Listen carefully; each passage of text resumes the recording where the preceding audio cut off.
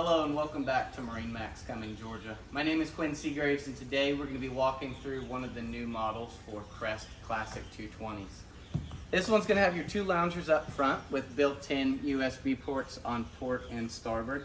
You will have a nice cooler drawer with removable soft shell cooler.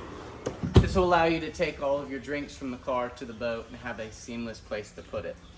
We walk forward. Your side entrance is going to be on your port side with a nice table that pops up.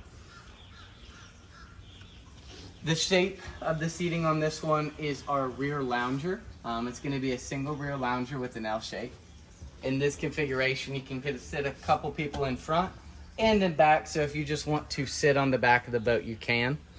When you're ready to lounge out, both of these will pivot, so you now have a large enough width to fit a couple people and enough length to put some of your taller folks on it. With this back in the stowed position, you will have a nice big swim platform in the back with easy access off the boat. You will have some safety chains to block off when the transom sun pad is out. This one will have a nice big storage compartment. Right now we have it filled with the cooler, the throwable, and the fenders for this boat.